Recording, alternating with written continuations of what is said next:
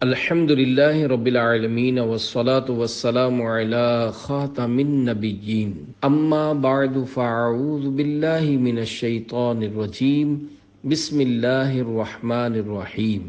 کھانے کی 5 سنتیں، یہ مضمون فیضان سنت صفحہ 220 تا 242 سے لیا گیا ہے۔ دعائے عطار یا رب المصطفیٰ، جو کوئی 17 صفحات کا رسالہ کھانے کی 5 سنتیں پڑھ یا سن لے، اسے کھانے پینے، سونے جاگنے وغیرہ ہر کام سنت کے مطابق کرنے کی توفیق دے، اور اس کو مرتے وقت اپنے پیارے پیارے آخری نبی صلی اللہ علیہ وآلہ وسلم کی زیارت نصیب فرما کر بے حساب بخش دے، آمین بجاہ خاتم النبیین صلی اللہ علیہ وآلہ وسلم۔ درود شریف کی فضیلت۔ فرمانے آخری نبی صلی اللہ علیہ وآلہ وسلم، جو شخص صبح و شام مجھ پر 10 بار درود شریف پڑھے گا، بروز قیامت میری شفاعت اسے پہنچ کر رہے گی۔ صلو علی الحبیب صلی اللہ علی محمد۔ بیٹھنے کی ایک سنت۔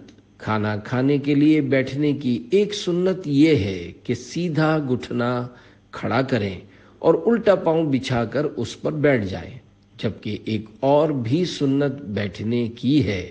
چنانچہ حضرت انس رضی اللہ عنہ فرماتے ہیں کہ میں نے حضور صلی اللہ علیہ وآلہ وسلم کو چھوارے تناول فرماتے دیکھا، اور حضور صلی اللہ علیہ وآلہ وسلم زمین سے لگ کر اس طرح بیٹھے تھے کہ دونوں گھٹنے کھڑے تھے۔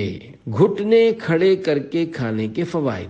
پیارے پیارے اسلامی بھائیوں، دونوں گھٹنے کھڑے کر کے زمین سے سرین لگا کر کھانے سے بقدر ضرورت ہی کھانا معدے میں جاتا ہے، جس کے سبب امراض سے حفاظت ہوتی ہے۔ ایک پاؤں کھڑا کر کے اور دوسرا بچھا کر کھانے کی سنت کی برکت سے تلی کی بیماریوں سے بچاؤ ہوتا ہے اور رانوں کے پٹھے مضبوط ہوتے ہیں۔ کہتے ہیں 4 زانوں یعنی چوکڑی مار کر کھانے کے عادی کا موٹاپا بڑھتا اور توند نکل آتی ہے۔ نیز 4 زانوں کھانے سے درد قولنج یعنی بڑی آنت کا درد ہو جانے کا بھی خطرہ رہتا ہے۔ ایک آدمی کا کہنا ہے، میں نے ایک انگریز کو دیکھا کہ دونوں گھٹنے کھڑے کر کے زمین پر سرین لگا کر کھا رہا تھا۔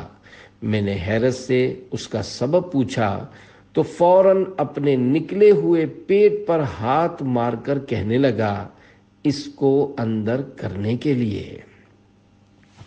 کھانا اور پردے میں پردہ۔ کھانے میں سنت کے مطابق بیٹھنے والے اسلامی بھائی اور اسلامی بہن کو چاہیے کہ گھٹنوں سے لے کر پاؤں کے پنجوں تک چادر سے اچھی طرح پردے میں پردہ کر لے۔ اگر کرتے کا دامن بڑا ہو تو اسی کو اچھی طرح پھیلا کر پردے میں پردہ کر لیجئے۔ پردے میں پردہ نہ کرنے سے سامنے بیٹھے ہوئے لوگوں کے لیے بعض اوقات آنکھوں کی حفاظت بہت مشکل ہو جاتی ہے۔ اکیلے میں بھی پردے میں پردہ کرنا چاہیے کہ اللہ پاک سے حیا کرنے کا سب سے زیادہ حق ہے۔ اللہ پاک سے حیا کر رہا ہوں، یہ نیت کر لیں گے تو انشاءاللہ الکریم اس کا کثیر ثواب پائیں گے۔ اور دوسروں کی موجودگی میں پردے میں پردہ کرتے وقت یہ نیت بھی کی جا سکتی ہے کہ مسلمانوں کے لیے بدنگاہی کا سبب دور کر رہا ہوں۔ ہر کام میں جس قدر ہو سکے اچھی نیتیں کر لینی چاہیے۔ جتنی اچھی نیتیں زیادہ ہوں گی اسی قدر ثواب بھی زیادہ ملے گا۔ اللہ پاک کے پیارے محبوب صلی اللہ علیہ وآلہ وسلم کا فرمان عظیم الشان ہے، مسلمان کی نیت اس کے عمل سے بہتر ہے۔ ٹیبل کرسی پر کھانا۔ اعلیٰ حضرت مولانا شاہ امام احمد رضا خان رحمۃ اللہ علیہ فرماتے ہیں، جوتا پہنے کھانا اگر اس عذر سے ہو کہ زمین پر بیٹھا ہے اور فرش یعنی دری وغیرہ نہیں، جب تو صرف ایک سنت مستحبہ کا ترک ہے۔ اس کے لیے بہتر یہی تھا کہ جوتا اتار لیتا، اور میز پر کھانا رکھا ہوا ہے اور یہ کرسی پر جوتا پہنے تو وضع خاص نصرہ کی ہے۔ اس سے دور بھاگے۔ اور سرکار مدینہ صلی اللہ علیہ وآلہ وسلم فرماتے ہیں من تشبہ بقوم فہو منہم، یعنی جو کسی قوم سے مشابہت پیدا کرے وہ انہی میں سے ہے۔ شادی خانہ بربادی کے اسباب۔ پیارے پیارے اسلامی بھائیوں، افسوس، 100 کروڑ افسوس، آج کل ہمارے یہاں تقریباً ہر معاملہ میں یہود و نصارہ کی نقل کی جاتی ہے۔ شادی یقیناً میٹھی میٹھی سنت ہے، مگر افسوس کہ اس عظیم سنت کی ادائیگی میں دیگر مقدس سنتوں بلکہ متعدد فرائض تک کا خون کر دیا جاتا ہے۔ گانے باجے، فلمیں، ڈرامے، ورائٹی پروگرام اور نہ جانے کیا کیا دھما چوکڑیاں ہوتی ہیں۔ گھر کی عورتیں خوب ڈھول پیٹتی ہیں، معاذ اللہ ثم معاذ اللہ رقص بھی کرتی ہیں۔ آخر کون سا حرام کام ایسا ہے جو آج کل ہمارے یہاں شادیوں میں نہیں کیا جاتا؟ معاذ اللہ دولہا شادی سے قبل ہی اپنی منگیتر کو اپنے ہاتھ سے انگوٹھی پہناتا ہے، ساتھ سیر و تفریح ہوتی ہے۔ شادی میں بے حیائی سے بھرپور تقاریب منعقد ہوتی ہیں۔ عورتوں میں اجنبی مرد مویز بناتے ہیں۔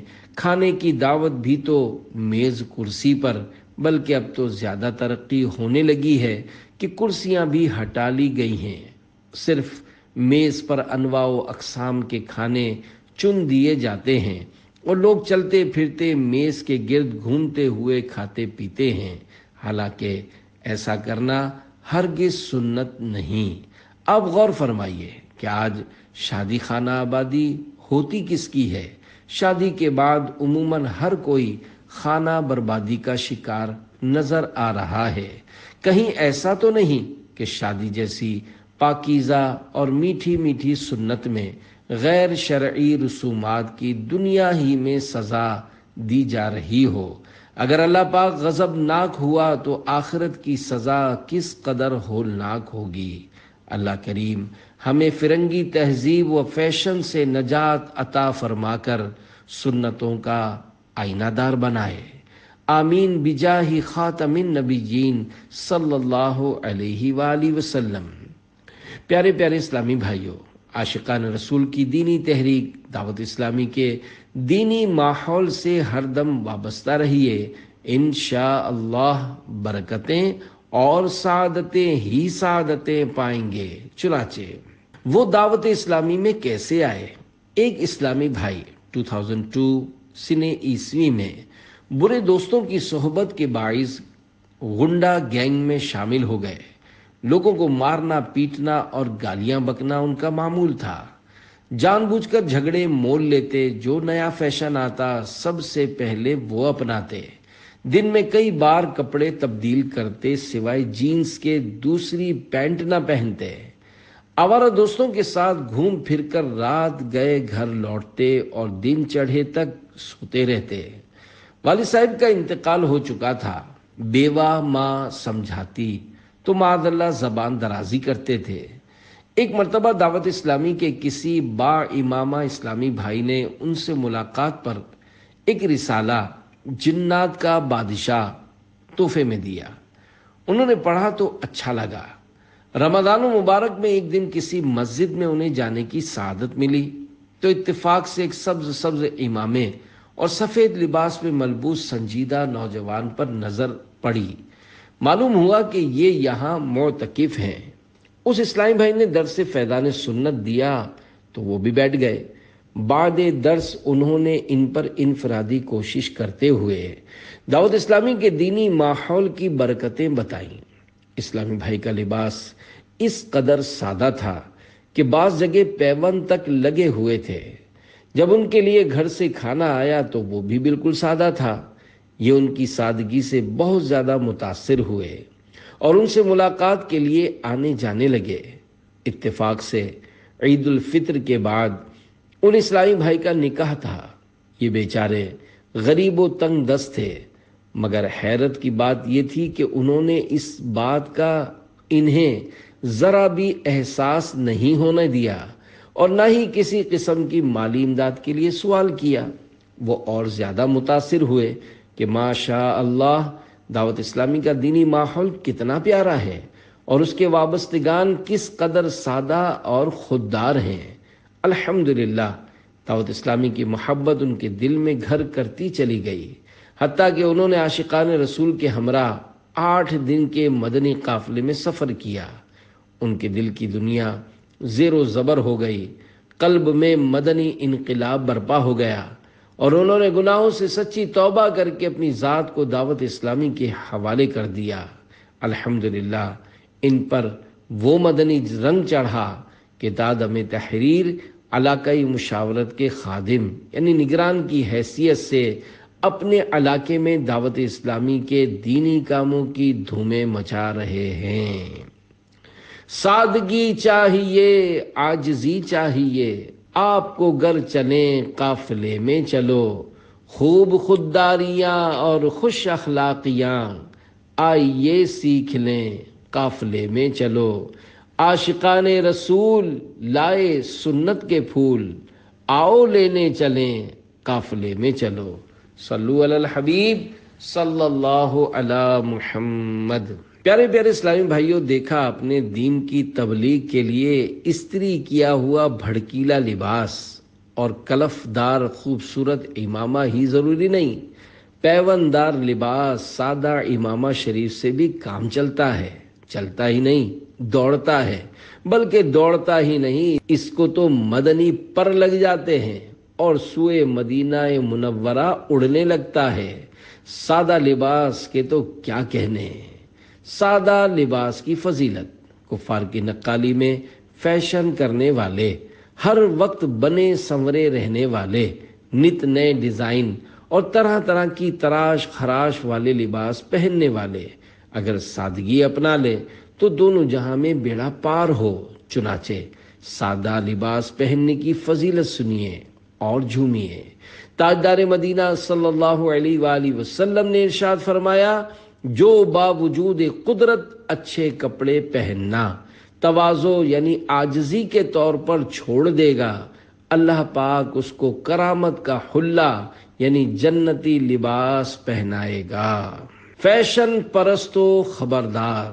پیارے پیارے اسلامی بھائیوں، جھوم جاؤ، پاس دولت ہے، عمدہ لباس پہننے کی طاقت ہے، پھر بھی اللہ رب العزت کی رضا کی خاطر عاجزی اختیار کرتے ہوئے سادہ لباس پہننے والا جنتی لباس پائے گا، اور ظاہر ہے جو جنتی لباس پائے گا وہ یقینی طور پر جنت میں بھی جائے گا۔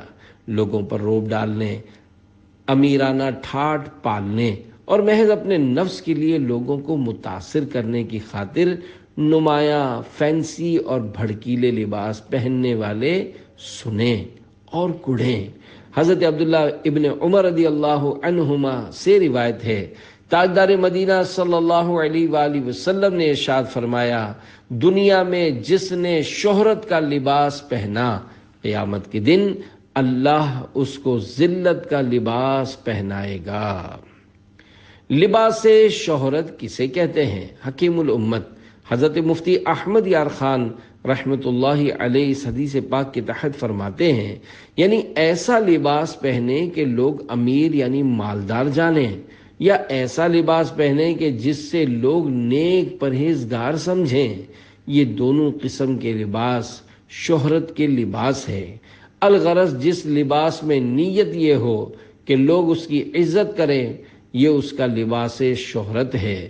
صاحب مرقہ رحمت اللہ علیہ نے فرمایا، مسخرہ پن کا لباس پہننا جس سے لوگ ہنسیں، یہ بھی لباس شہرت ہے۔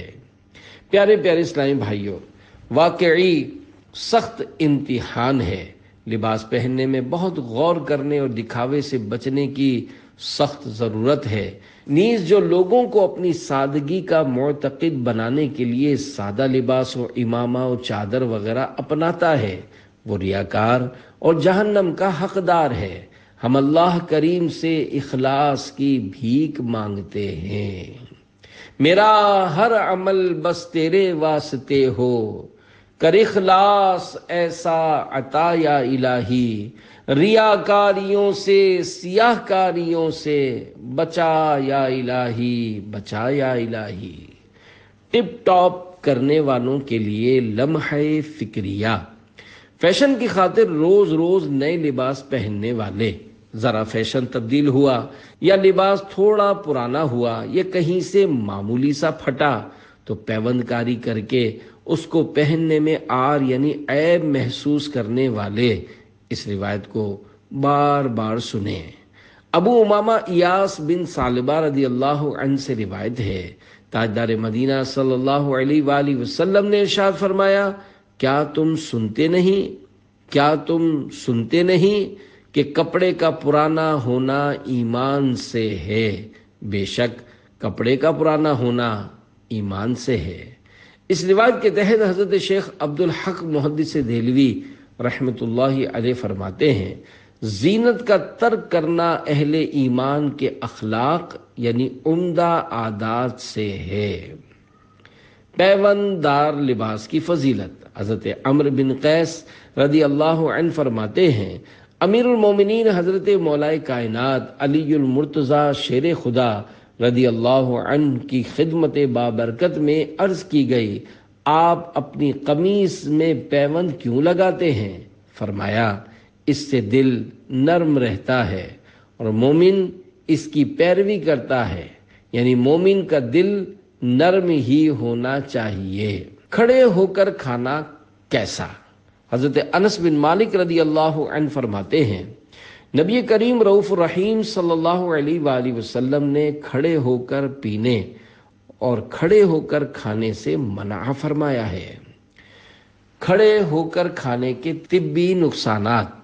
اٹلی کے ایک ماہر اغذیہ یعنی غذاؤں کے ماہر ڈاکٹر کا کہنا ہے، کھڑے ہو کر کھانا کھانے سے تلی اور دل کی بیماریاں نیز نفسیاتی امراض پیدا ہوتے ہیں، یہاں تک کہ بعض اوقات انسان ایسا پاگل ہو جاتا ہے کہ اپنوں تک کو پہچان نہیں پاتا۔ سیدھے ہاتھ سے کھائیں پیئیں، سیدھے ہاتھ سے کھانا پینا سنت ہے۔ حضرت عبداللہ ابن عمر رضی اللہ عنہما فرماتے ہیں کہ اللہ کے حبیب صلی اللہ علیہ وآلہ وسلم نے ارشاد فرمایا، جب کوئی کھانا کھائے تو سیدھے ہاتھ سے کھائے اور پانی پیے تو سیدھے ہاتھ سے پیے۔ شیطان کا طریقہ۔ حضرت عبداللہ ابن عمر رضی اللہ عنہما فرماتے ہیں کہ سرکار مدینہ صلی اللہ علیہ وآلہ وسلم نے ارشاد فرمایا، کوئی شخص نہ الٹے ہاتھ سے کھانا کھائے نہ پیے، کہ الٹے ہاتھ سے کھانا پینا شیطان کا طریقہ ہے۔ سیدھے ہی ہاتھ سے لیں اور دیں۔ حضرت ابو ہریرہ رضی اللہ عنہ سے روایت ہے کہ تاجدار مدینہ قرار قلب و سینہ صلی اللہ علیہ وآلہ وسلم نے ارشاد فرمایا، تم میں سے ہر ایک سیدھے ہاتھ سے کھائے اور سیدھے ہاتھ سے پیے اور سیدھے ہاتھ سے لے اور سیدھے ہاتھ سے دے، کیونکہ شیطان الٹے ہاتھ سے کھاتا اور الٹے ہاتھ سے پیتا، الٹے ہاتھ سے دیتا اور الٹے ہاتھ سے لیتا ہے۔ ہر کام میں الٹا ہاتھ کیوں؟ پیارے پیارے اسلامی بھائیوں، افسوس آج کل ہم دنیا کے چکر میں اس قدر گھر چکے ہیں کہ محبوب باری صلی اللہ علیہ وآلہ وسلم کی پیاری پیاری سنتوں کی طرف ہماری توجہ ہی نہیں رہتی۔ یاد رکھیے، حدیث مبارک میں ہے کہ آدمی کی رگوں میں شیطان خون کے ساتھ تیرتا ہے۔ ظاہر ہے کہ یہ ہمیں سنتوں کی طرف کہاں جانے دے گا۔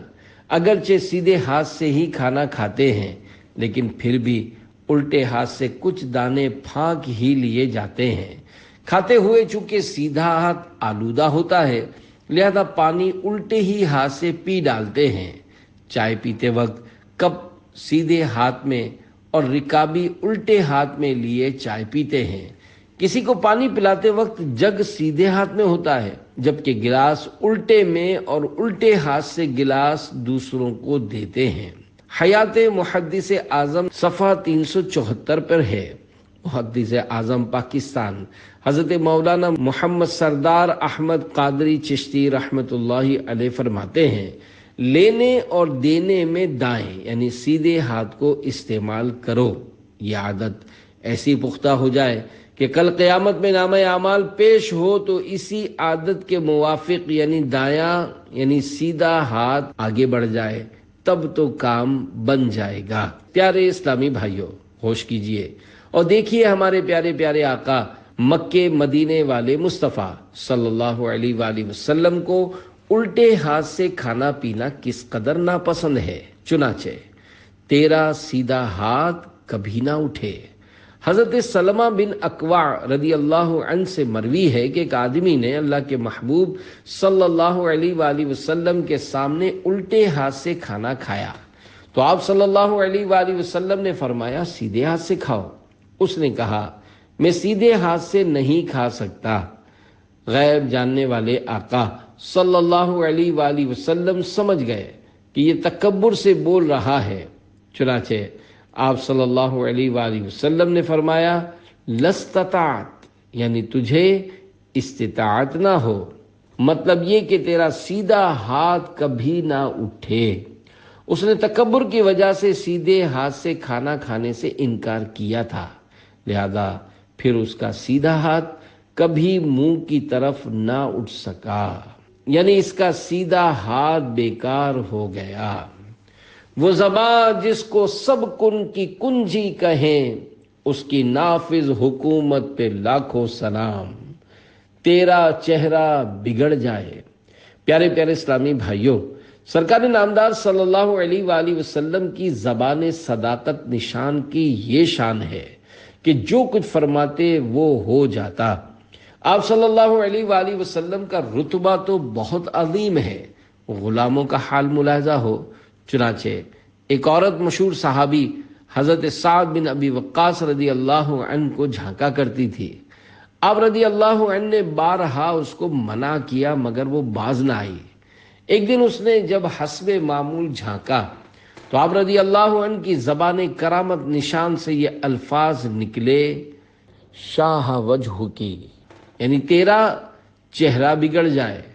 بس اسی وقت اس کا چہرہ گدی کی طرف پھر گیا۔ محفوظ شاہ رکھنا صدا بے ادبوں سے، اور مجھ سے بھی سرزد نہ کبھی بے ادبی ہو۔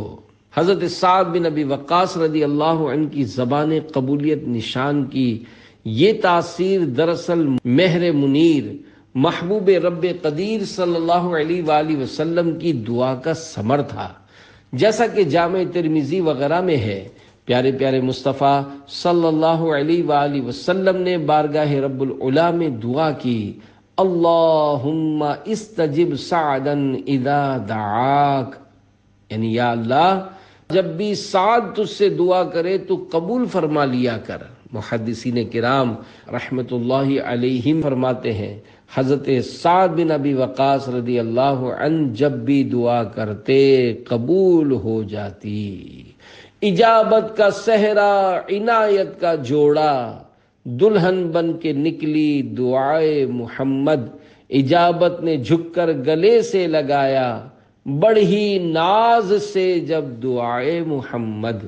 پیارے پیارے اسلامی بھائیوں، صحابہ کرام علیہم رضوان کی بھی بڑی شان ہے۔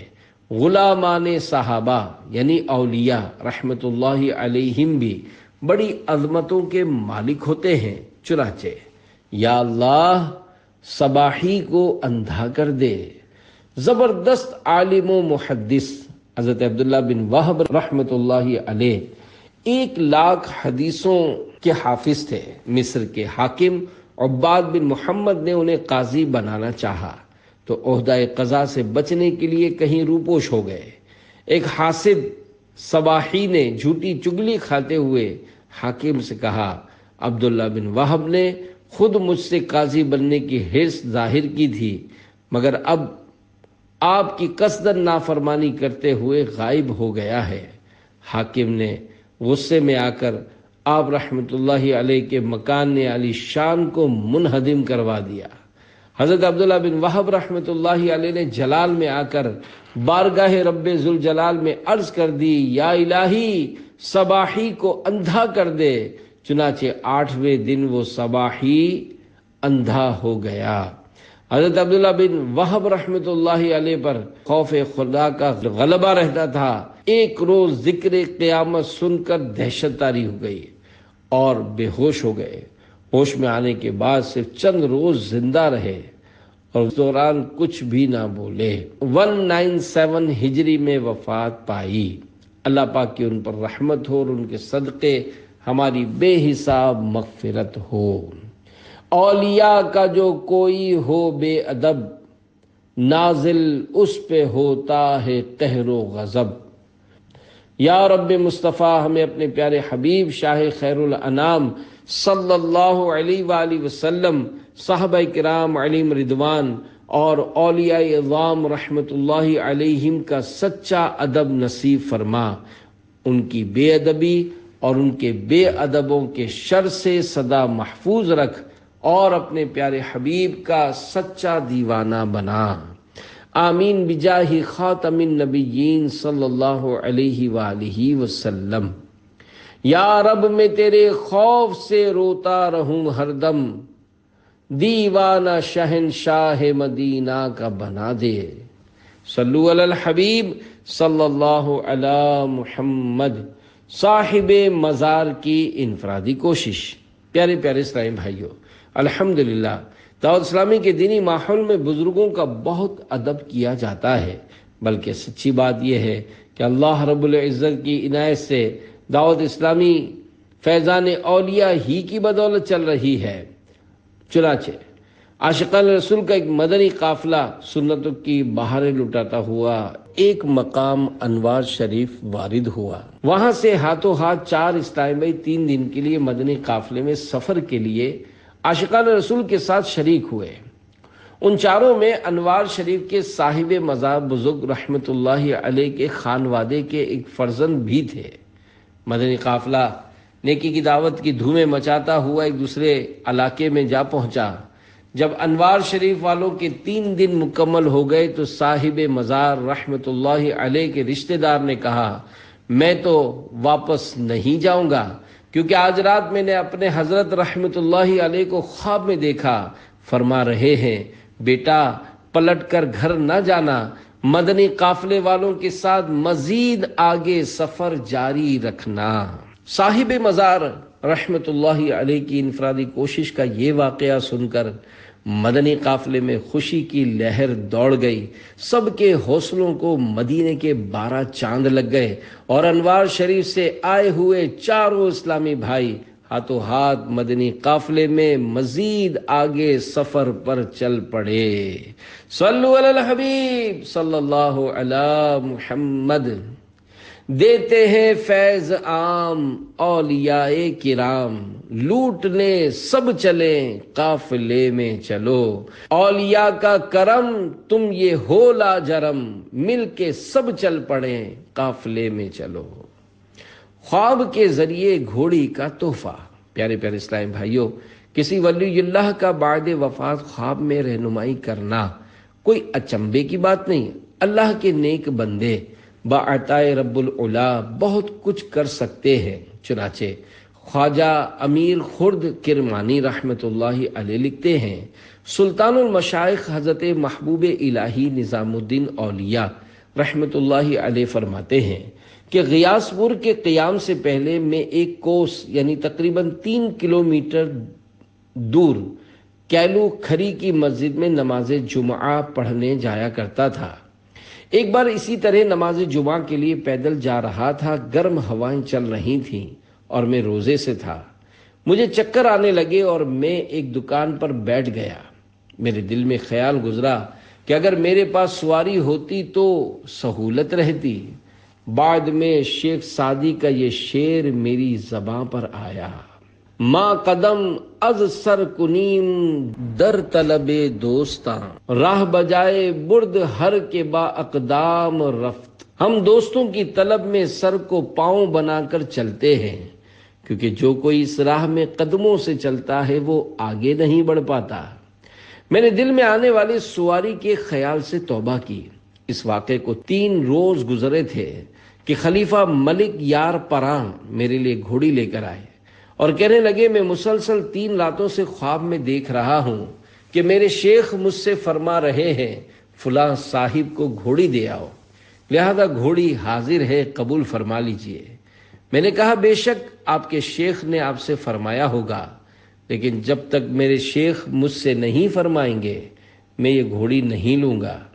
اسی رات میں نے خواب میں دیکھا کہ میرے پیر و مرشد حضرت شیخ فرید الدین گنج شکر رحمت اللہ علیہ مجھ سے فرماتے ہیں کہ ملک یار پراں کی دل جوئی کے لیے وہ گھوڑی قبول کر لو۔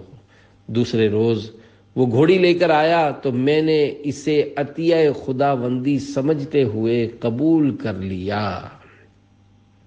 صلو علی الحبیب صلی اللہ علی محمد۔ صرف اپنی جانب سے کھائیے۔ ایک برتن میں جب ایک ہی طرح کا کھانا ہو تو اپنی طرف سے کھانا سنت ہے۔ چنانچہ حضرت عمر بن ابی سلمہ رضی اللہ عنہ فرماتے ہیں کہ میں بچہ تھا اور تاجدار مدینہ صلی اللہ علیہ وآلہ وسلم کی پرورش میں تھا۔ یہ ام المومنین حضرت بی بی ام سلمہ رضی اللہ عنہا کے وہ فرزند تھے جو سرکار مدینہ صلی اللہ علیہ وآلہ وسلم کے نکاح میں آنے سے پہلے سابقہ شوہر سے تھے۔ کھاتے وقت برتن میں ہر طرف ہاتھ ڈال دیتا۔ تاجدار مدینہ صلی اللہ علیہ وآلہ وسلم نے ارشاد فرمایا، بسم اللہ پڑھو اور سیدھے ہاتھ سے کھاؤ اور برتن کی اس جانب سے کھاؤ جو تمہارے قریب ہے، بیچ میں سے مت کھائیے۔ حضرت عبداللہ ابن عباس رضی اللہ عنہما سے روایت ہے، رسول عظیم نبی کریم رؤوف الرحیم صلی اللہ علیہ وآلہ وسلم نے ارشاد فرمایا، بے شک برکت کھانے کے درمیانی حصے میں اترتی ہے، پس تم کناروں سے کھانا کھاؤ اور درمیان سے نہ کھاؤ۔ آپ کہیں بیچ سے تو کھانا نہیں کھاتے؟ پیارے پیارے اسلامی بھائیوں، غور فرمائیے کہ اس سنت پر آپ عمل کرتے ہیں یا نہیں۔ میرا بارہا کا مشاہدہ ہے کہ باعمل نظر آنے والوں کی بھی اکثریت اس سنت پر عمل کرنے سے محروم ہے۔ جس کو دیکھو وہ کھانے کی رکابی یا سالن کے برتن وغیرہ کے بیچ ہی سے آغاز کرتا ہے۔ نہ جانے کیوں، کہیں ایسا تو نہیں کہ برکت سے محروم کرنے کے لیے شیطان ہاتھ پکڑ کر بیچ میں ڈال دیتا ہو۔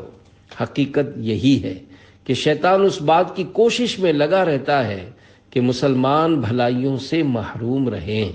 حضرت مفتی احمد یار خان رحمت اللہ علیہ فرماتے ہیں، کھانے کے برتن کے بیچ میں اللہ پاک کی رحمت نازل ہوتی ہے۔ بیچ سے کھانا حرص کی علامت ہے۔ حریص رحمت الہی سے محروم ہے۔ اس حدیث مبارک سے معلوم ہوتا ہے کہ مسلمانوں کے کھانے کے وقت بھی رحمت باری کا نزول ہوتا ہے، خاص کر جب کہ سنت کی نیت سے کھایا جائے۔ دوسروں کو شرمندگی سے بچائیے۔ حضرت عبداللہ ابن عمر رضی اللہ عنہما سے روایت ہے کہ نبیوں کے سلطان صلی اللہ علیہ وآلہ وسلم کا فرمان برکت نشان ہے، جب دسترخوان لگے تو ہر شخص اپنے قریب سے کھائے اور اپنے ساتھ کھانے والوں کے آگے سے نہ کھائے اور رکابی کے درمیان سے نہ کھائے، کیونکہ برکت اسی طرف سے آتی ہے۔ اور کوئی بھی دسترخوان اٹھائے جانے سے پہلے نہ اٹھے اور نہ ہی اپنا ہاتھ روکے جب تک سب لوگ اپنا ہاتھ نہ روک لیں، اگرچہ سیر ہو چکا ہو، اور لوگوں کے ساتھ لگا رہے، کیونکہ اس کا رک جانا باقی لوگوں کی شرمندگی کا باعث ہوگا اور وہ اپنا ہاتھ روک لیں گے، حالانکہ شاید انہیں ابھی اور کھانے کی حاجت ہو۔ بیچ میں برکت کی وضاحت۔ حکیم الامت حضرت مفتی احمد یار خان رحمت اللہ علیہ فرماتے ہیں، برتن کے کناروں سے اپنے اپنے آگے سے کھاؤ، بیچ میں سے مت کھاؤ، کہ برتن کے بیچ میں برکت اترتی ہے، وہاں سے کناروں تک پہنچتی ہے۔ اگر تم نے بیچ میں سے کھانا شروع کر دیا تو کہیں ایسا نہ ہو کہ وہاں برکت آنا بند ہو جائے۔ غرض یہ کہ برکت اترنے کی جگہ اور ہے اور برکت لینے کی جگہ کچھ اور۔ کھانے کی 5 سنتیں۔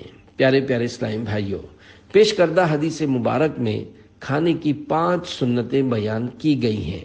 نمبر 1، اپنے آگے سے کھائے۔ نمبر 2، کوئی ساتھ کھا رہا ہو اس کے آگے سے نہ کھائے۔ نمبر 3، رکابی کے درمیان سے نہ کھائے۔ نمبر 4، پہلے دسترخوان اٹھایا جائے، اس کے بعد کھانے والے اٹھیں۔ افسوس، آج کل عموماً الٹا انداز ہے، یعنی پہلے کھانے والے اٹھتے ہیں، اس کے بعد دسترخوان اٹھایا جاتا ہے۔ نمبر 5، دوسرے بھی کھانے میں شامل ہوں تو اس وقت تک ہاتھ نہ روکے جب تک سارے فارغ نہ ہو جائیں۔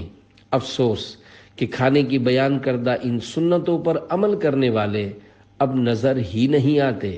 سنتیں سیکھنے اور عوام الناس کی موجودگی میں سنتوں پر عمل کی جھجک اڑانے کے لیے دعوت اسلامی کے سنتوں کی تربیت کے مدنی قافلوں میں سفر کیجیے اور وہاں ان سنتوں کی باقاعدہ مشق کیجیے۔ انشاءاللہ الکریم مدنی قافلوں میں سفر کی برکت سے سنتوں پر عمل کرنا بہت آسان ہو جائے گا۔ ڈراؤنے خوابوں سے نجات، مدنی قافلوں کی برکتوں کے تو کیا کہنے۔ ایک اسلامی بھائی کو بے حد ڈراؤنے خواب آیا کرتے تھے۔ انہوں نے عاشقان رسول کے ساتھ دعوت اسلامی کے سنتوں کی تربیت کے 1 ماہ کے مدنی قافلے میں سفر کی سعادت حاصل کی۔ الحمدللہ مدنی قافلے کی برکت سے ڈراؤنے خواب آنے بند ہو گئے۔ انہیں خواب میں میٹھے مدینے کی زیارت ہوئی اور اب خوابوں میں کبھی اپنے آپ کو نماز میں مشغول پاتے ہیں تو کبھی تلاوت میں۔ خواب میں ڈر لگے بوجھ دل پر لگے، خوب جلوے ملے قافلے میں چلو، ہوں گی حل مشکلیں قافلے میں چلو، پاؤ گے راحتیں قافلے میں چلو۔ صلو علی الحبیب صلی اللہ علی محمد۔ پیارے پیارے اسلامی بھائیو، یا متکبرو 21 بار اول آخر 1 بار درود شریف سوتے وقت پڑھ لیں گے تو انشاءاللہ الکریم ڈراؤنے خواب نہیں آئیں گے۔ بیچ میں سے مت کھائیے۔ نبی کریم رؤوف الرحیم صلی اللہ علیہ وآلہ وسلم نے ارشاد فرمایا، بے شک برکت کھانے کے درمیانی حصے میں اترتی ہے، پس تم کناروں سے کھانا کھاؤ اور درمیان سے نہ کھاؤ۔